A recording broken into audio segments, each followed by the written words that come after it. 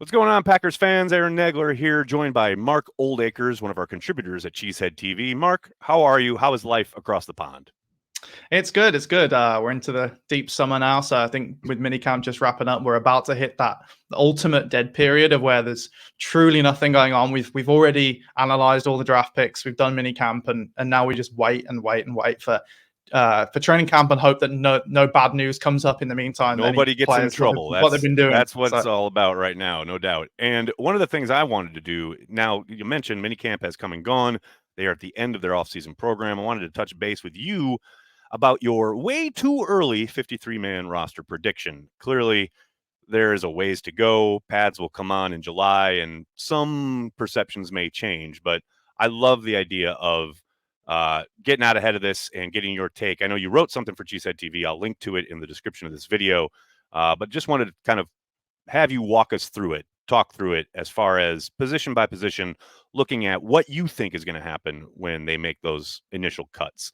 Starting with the quarterback position. Clearly, Brian Gutekunst was a man of his word, saying, I want to get back to drafting a quarterback every year, which he did, adding Michael Pratt. You have them keeping three quarterbacks right off the bat here. I'm interested because I got to say, I will be very surprised if three quarterbacks make the initial 53-man roster. What's your reasoning here? I just think the quality of the three, I just think it's going to be difficult to let one of them go. I think we always have to think about it in terms of who are the 53 guys that they don't feel they could put on their practice squad and won't get poached, that teams won't want to pick them up. And everything we hear about Michael Pratt is that the Packers absolutely stole him in the 7th round. So I don't think that's a theft they're going to want to take back to the store. And then Sean Clifford, I mean, 5th round pick a year ago. Obviously, a lot of people thought he was overdrafted, but in preseason and from what we've seen of him, he seems more than a capable backup. And I just think that they're going to like those two guys enough that they're just going to find room for them because they're not going to want to lose one of them. If you have a good quarterback on your roster or what you think is a good backup quarterback that you can develop, I don't think they're going to want to let that go easily. So it was a tough decision because there's a lot of guys on this roster this year that aren't going to make it, that it's a really tough call. But I just can't see them cutting Clifford or Pratt. I don't know how you would split the two of them because I think Pratt's more talented, but Clifford has that experience, obviously. And we know coming off of minicamp now, Clifford's coming off a rough stretch, through a bunch of interceptions. Zane Anderson in particular seemed to have a nose for the ball, but we'll see what happens when the pads come on and it's a little bit more live. I'm fascinated to see kind of this battle play out in the preseason. You got to think, yes, Jordan Love and the number ones will get some time, obviously, but I think ultimately it's going to be Clifford versus Pratt. And I'm a dissenting voice here. I think they'll probably move on from Clifford and go with Pratt, but that's just early guesswork. We'll see. Then you get to the running back position. You've got them keeping three in A.J. Dillon, Josh Jacobs, and Marshawn Lloyd, which I think is probably the most expected outcome here. I'm fascinated, though, because we know, Wilson kind of turned it on last preseason, and maybe he does the same, makes this a difficult choice. Well, what's your reasoning here? Yeah, I think that's going to be a tough call, but I think he's the kind of guy, and this could change if he has an insane preseason, but I think he's the kind of guy that they'll feel good about putting on the practice squad, that he's not going to get stolen away there, and that they can just bring him up if they need to throughout the season. I think that's a method. I think last year they only carried 2 running backs, I think it was, on the roster when they actually entered the season, or it might have been the year before. So I just think 3. I don't think you're going to want to carry 4, and I can't see Wilson beating out any of these guys. I know opinion has obviously soured on A.J. Dillon, at least until he turned up to minicamp looking like a new man and with his new physique and new teeth. So, but no, I just think Wilson, as much as people are kind of maybe sick of Dillon, I think you kind of have to be realistic, and I just don't think Wilson's going to beat out Dillon straight up. I think they're going to want Dillon's experience on the team, especially for how cheap they managed to bring him back as well. Couldn't agree more. Then moving on to the wide receiver position, you have them keeping 6 with Romeo Doubs, Malik Heath, Bo Melton, Jaden Reed, Christian Watson, and Dontavian Wicks. I think I'm almost going to call this chalk because I think that's what probably most people expect to happen. Samori Toure probably going to be on the outside looking in. Yeah, definitely. I think this is another position where it is kind of difficult because you've got Samori Toure who's been on the roster every year, and granted by the end of last season he was a Pretty much non-factor basically. forgotten. But Yeah. Bo Melton had overtaken him. Everyone had overtaken him on the depth chart. But he still has played meaningful football for this team in the past. He was doing so even up until about midway through last season. So it's kind of a tough one. And even I'm kind of questioning myself here because it's kind of the group think, I suppose, just like Right. you say, the chalk opinion that, well, Malik Heath's going to make the roster. Like, is he? Like, there's a Yeah, chance he does. I'm totally hearing what you're saying there, especially because Grant Dubose did absolutely nothing last year because of Yeah, injury, right? Like, who exactly. knows? Maybe he Yeah, shows up, balls out, and makes it a really tough choice. yeah, That's a definite possibility. yeah. I think he's the wild card. I think Dubose more so than Torre. I think they know what Torre is by now, and they just have guys that are better than him. But Dubose was a draft pick. He was a 7th-round draft pick, but Right. a lot of people liked him more than that. And like you say, he didn't really get a chance at all last year because of the injury. He just never got going. So there's a good chance. I mean, he could come in and outperform Malik Heath in training camp. That could happen. And Heath would be probably more expendable, you'd think, in that scenario. But I went with him in the end, obviously, because it just seems to be he is ahead of him on the Dubose on the depth chart right now, and also he's that kind of the physical like goon type receiver that Right. LaFleur likes to talk Yes. about. He's kind of the only guy on the roster in that room that's going to do that. Like the other guys block, but they don't block like him. So I just Right. think they're going to find a reason to keep him around, even if he doesn't have a great preseason. I tend to agree. You love that physical nature in the run game, especially. Then you go to tight end, and I love what you've written here. Tyler Davis, really? Yeah. You have them keeping 4 in Tyler Davis, Tucker Kraft, Luke Musgrave, and Ben Sims. I think Tyler Davis makes this squad if he's healthy, Yeah. if he hits the ground running, so to speak, coming off that injury last year, where we know how much they talked about his value, not only in the tight end room, but on special teams in particular. I think they're excited to get him back. And I think if he hits the ground running and shows no kind of ill lingering effects from his injury, I think he makes the team. Yeah, absolutely. I almost don't think there's really any question other than health, because Yeah. I think we were reminded of that he's still with the rehab group, right? He's still not kind of Yep. full go, I think, at the moment, which is a little concerning. Obviously, after the ACL injury for him happened like last preseason, I think, didn't it? So Yeah, like it's right not at the like start of the summer. Yeah. yeah. So we're you would think maybe he'd be almost a little bit further along, but I guess not. I mean, I'm sure by training camp he'll probably be close, if not Plus, we know already. Green Bay Full go. is notoriously conservative when it comes to bringing guys back from injury. I mean, that doesn't Yeah. feel like a surprise, you know? Yeah, that's true. I suppose doing, running around at mini camps not going to do him that much good. Probably more so like the risk, it's just not worth it. But yeah, I mean, they've kept 4 tight ends every year that Gutekunst and LaFleur have been together, except last year, and that was when Tyler Davis was injured. So they probably would have kept 4 then if he wasn't injured. And I just think after seeing the progress of the 3 tight ends that they had last season, this would have been the perfect time if they wanted to just cut bait with Tyler Davis and say, we have no need for a Tyler Davis. And they still brought him back. So I'm just kind of like, yeah, like they obviously value him, especially on special teams, as just kind of that steady presence. And he just seems like a player that they're going to want on the roster. Like, and people are going to say he's taken up a roster spot. Really? Like, how many passes is he going to catch this year? Like Yeah, 5 at best, right. but that's not what it's about with him. I think it's interesting. The one name I think could maybe kind of make some noise here is Henry Pearson, who they have listed as like fullback / tight end, and he's been their move guy. We saw that for a short stretch last year. I think the Kansas City game, the Detroit game on Thanksgiving, he was, I'm not going to say featured, but he was utilized as a move tight end. He's a name that I think, if he gets to camp and he looks good and he looks like that upside is there, and they certainly already utilized him there this spring in some of the off-season work.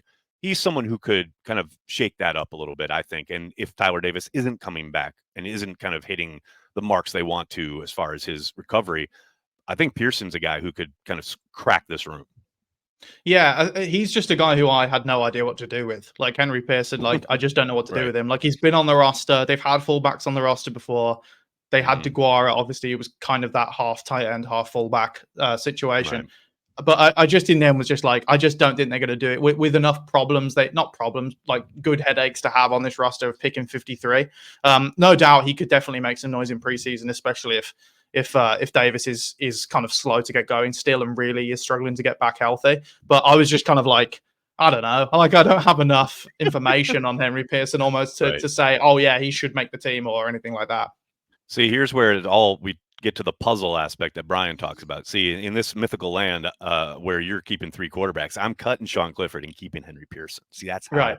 that horse Exactly. trade would work in my Yeah. world. Then we get to the offensive line. You have them keeping 9 with Andre Dillard, Elton Jenkins, Donovan Jennings cracking the code here, Jacob Monk, Jordan Morgan, Josh Myers, Sean Ryan, Zach Tom, and Rasheed Walker, which I love this because I see no Royce Newman. I'm thinking it's gonna be hard. I think because of their precarious depth along the interior, I think Royce probably ends up making it, but I would not be surprised and or upset if this is how it shakes out. You know what? When I was putting this together, I kind of reached a realization that I was like, I kind of think Bryce Newman's going to make this team, but I I just couldn't know, do that's it. what I mean. I That's just what I I couldn't mean. do it. I couldn't put it out there into the universe again. Like, we can't have it. Like, even if it makes total Oh sense, man, because you're right. we are scarred as Packers fans, man. Yeah, like I just can't watch him anymore. Like, I just can't do it. Like, I every feel time he you. goes in there, he's just fighting for his life. And there has to be something different than this, even if it's not better. But I think that is the difficult thing, and it's one of the things I think I could be wrong on, is that just you look at the 9 guys I've kept here, and there's not a ton of guys that you would call guard depth. It's more tackle Right. depth. Yep. Even Jacob Monk's going to be a backup center, and that's it, pretty much. You would imagine. I Yep. know they talked about guard a little bit with him, but not. They didn't sound super confident. So I would think it was kind of Dillard was the last one I put in, because he has the experience. He has some level, if not overwhelming, evidence of success in the NFL. He has done it Right. at times. Yep. And I guess there's a chance he's got the body, like everything in his body to Well, play the guard or upside, like there's a tackle. reason he You was know, drafted in the first round. Like he's got the athletic yeah, upside and the metrics, and I could understand that argument, right? The yeah, fact that we've got untapped potential there that we think we can get out of him. yeah, definitely. And this is where, so this is the only position, the only draft pick I have not making the team is in the offensive line room, which is Travis Glover, because I Right. just think he's such a raw player. I think he's the kind of player who could use a year on the practice squad. I don't think he's really going to be able to help you that much. If he's on your roster, I think he's going to be inactive every week if he Right. is. And just kind of, I felt like I needed to cut a draft pick because I was kind of running just the numbers on it. And I know everyone likes to talk about that Brian hates cutting his draft picks, and I'm sure he does, but on average, he's cut, I think, across his time as the GM, he's cut 13% of his draft picks in the first year. So that's, if they've picked 11 players this year, so the odds would tell you they're probably going to cut one. One of them's probably Right. not going to make it, especially with a roster as competitive as this. So he was just kind of the low hanging fruit there for me, and combining that with the fact that Donovan Jennings, the undrafted guy they picked up from I think it was UCF, they guaranteed him like a good chunk of money, A decent which amount of they money. Yeah. don't generally do. So I think that kind of was a decent sign that he might. I mean, he has to do it on the field, obviously, but he has a good shot to crack the roster. He'll be given opportunities. There's no doubt about that. The one place I would think you've got 9 here. I think there's a possibility they keep 10. They've done that Yeah, before. I would think one of those tackles that they've kind of had on the Josh Nyman train, whether it's Tenuta or Caleb Jones, might crack the roster finally. You know what I mean? I know mm-hmm. they've had those guys up before, and basically they've been inactive for most of their time. But I do think they've kept them around for a reason. And Caleb Jones in particular, he's a guy who I thought last year was going to take a step, but then he missed a lot of time with injury. Never really had a chance once he came back as far as opportunities go. I think that's a guy who, if he can stay healthy, he's going to show out both in camp and in preseason games and make a case Yeah, for sticking on the roster. There's no yeah. doubt in my mind. I think so. I think that's again something I can considered is they've had Jones and they've had Tenuta on the kind of the Josh Nyman plan the last 2 years. Right. The funny thing about it is I was trying to think back because I was kind of like, I don't think we've really. In my head, I was like, yeah, but Jones and Tenuta aren't as far along as Nyman it was, at this stage, it seems anyway, just on the very little information we have. But we Yeah. didn't really know what Josh Nyman was either until he actually suddenly was playing against the He had to 49ers. play because Dave got hurt, and they had to. Yeah. They had thrust him into the starting role there against San Francisco in that Week 3 game. Yeah, I'm with you. Yeah. You know, So maybe they're they at the have a exact same better point. idea, obviously, than we do, but Yeah, that's what no I mean. doubt. Like from someone who's just trying to estimate these things and has no idea really what these guys are like when the lights really come on, especially against actual NFL competition. And the signs that you're looking for that they can handle that they're going to see every day, and we are not going to be able to see. It's kind of impossible to almost project that one of them is going to be the guy that's going to crack the roster and do the whole Josh Nijman thing. But they may well do. They could be even ahead of where he was after 2 years in the Packers' opinion. We just kind of don't know at this point. Absolutely. Then we flip over to the defensive side of the ball. Looking at the defensive line, you have them keeping 5 in Carl Brooks, Kenny Clark, TJ Slayton, Colby Wooden, and Devontae Wyatt. Again, this seems, I'm not going to say self-evident, but it makes sense, right? I think Jonathan Ford, he's been there. He's been kind of Yeah. a guy, but hasn't really made a move since coming on the scene. I think this makes a world of sense to me. Yeah, I think this was probably the easiest position group for me to pick. I was just like, yeah, it's these 5. It's the 5 from last year. That's a good number. They need less defensive linemen in base personnel now anyway. Right. And Jonathan Ford, he's been here 2 years and he hasn't played a single snap of defense yet. And they don't need as many of those kind of nose tackle bodies anyway. They kind of have the one in Slayton, and I think that's going to be fine. So yeah, that was a really easy decision for me. I don't think Ford's going to make it. Probably a practice squad guy again, but yeah, I don't see him making the roster. And then we go outside to the edge group, and you have them keeping 4 in Kingsley and Igbare, Rashawn Gary, Preston Smith, and Lucas Van Ness. I'm in agreement here, although I will say I think there's a decent chance Brenton Cox Jr. makes a move and lands on the 53. You never really know. Again, it gets back to that puzzle piece, like who's up, who's down. I do think his not only ability from scrimmage, but also as a guy who could probably help you on special teams, who knows with the new kickoff rules, etc. I think there's a decent chance he cracks this roster, but I would not be surprised if it went this route. They only kept 4. Yeah, this is where in my head I was paying for keeping 3 quarterbacks because Right. I think Cox is a player who is probably more likely to make the roster than not. They've generally preferred to keep 5 edge rushers anyway. I just kind of had to cut him out. He was one of the last ones that I kind of was like, oh, okay, I guess he's not going to make it. Again, I think it all comes down to kind of, is he a guy they think that if they cut him, they'll get him back on the practice squad, or is somebody else going to scoop him up? If they think they can get him on the practice squad, then I think they could go with 4 and just call him up if they need to call him up. Especially, obviously, the Enagbare news was the big thing here for me, that he's kind of just back and didn't tear his ACL and he's totally fine. So just like the weirdest story ever. Like, just that's like, it's so rare you get like positive injury news like that. I know, like that, about somebody you assumed was gone for the season, and then suddenly, nope, he's there at the offseason program running around looking great.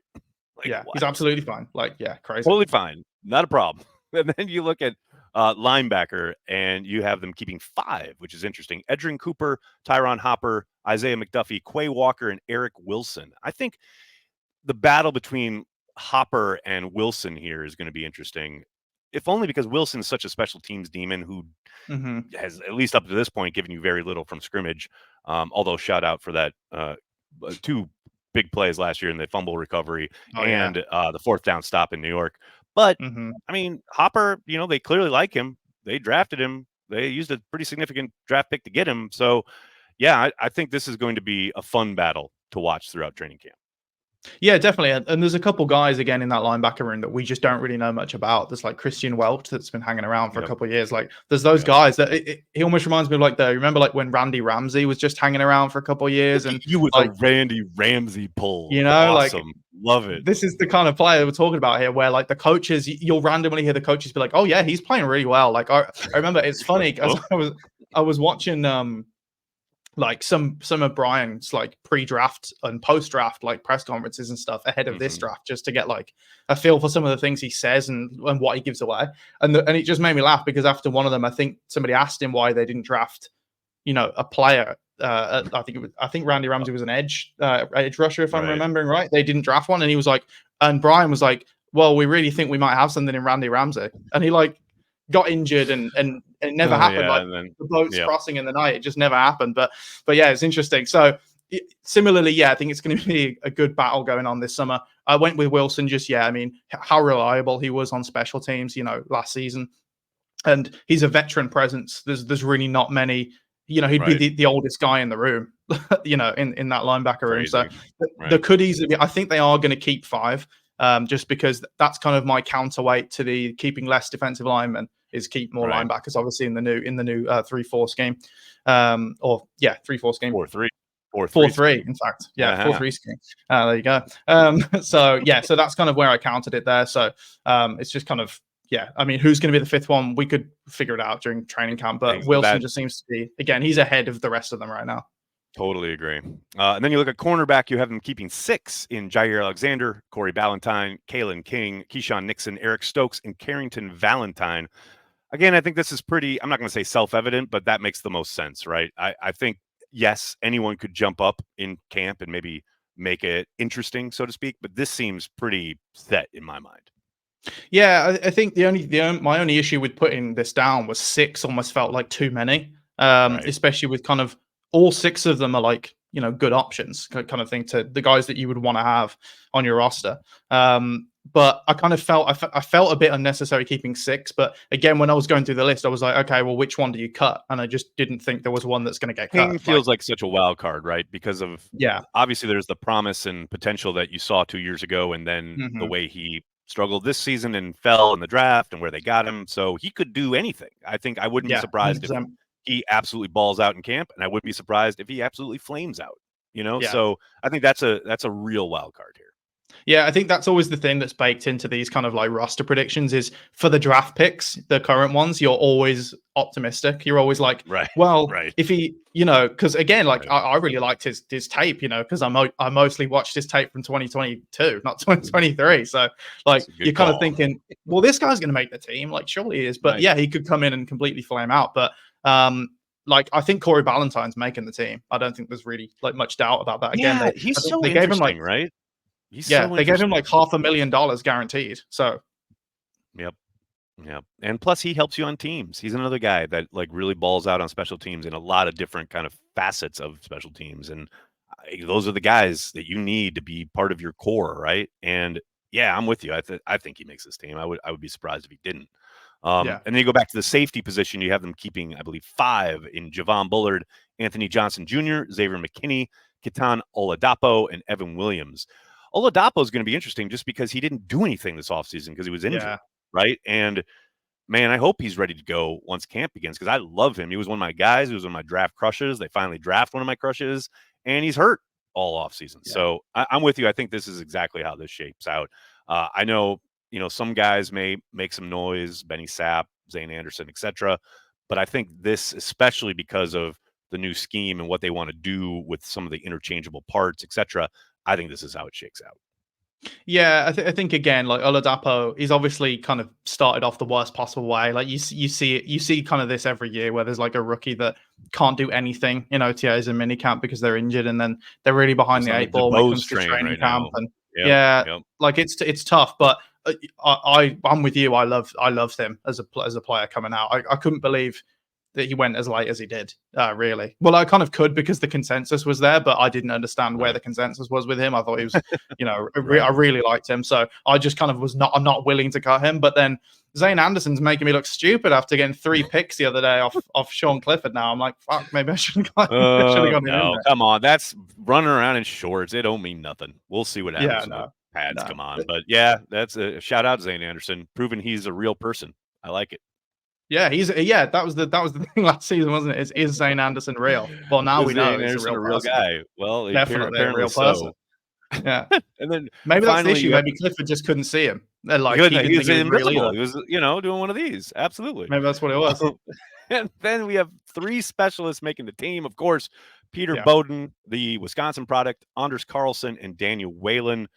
Carlson, no, you have him winning that competition, huh? I mean, it's clear. I mean, they obviously want him to win this competition. There's no doubt. Yeah, winning could be a strong word for the competition, but kind of Oh, surviving there you go. it. There you I go. think I just think Possibility. the competition they brought in. I know there was reports that they wanted. I'm not sure they never actually said who the kicker was, but that the Packers were looking at a real strong competitor for him that they wanted to bring in, Right. and that obviously didn't happen. And then they brought in Greg Joseph, who Mhm. is fine. Mid. And The I think definition of mid. yeah, exactly. So I just think it's at that point where even if it's a tie, the tie is going to Carlson. Like he's got 100%. more upside. They want to develop him for whatever reason people want. I know he explained it on Transplants the other day why you draft kickers, but I'm still not buying it. But like if he wants to develop a kicker, then he's going to develop him. And obviously Bisaccia's kind of familiarity with Carlson as well. And you would think that he's going to back him. He's going to say, no, we can get this guy turned around. And I think even, I don't think he's going to be worse than he was last year or as bad as he was last year. So, I mean, if he is, he's not going to last the whole season this time. But exactly. I do think he'll just about come out on top, I think, this time. Love to see it. Mark, I cannot thank you enough for the time. Like I said at the top, make sure you check out Mark's piece at CHTV.com. Have a great summer, buddy, and we'll talk to you soon. Yeah, have a great summer. Good to talk to you. Talk soon.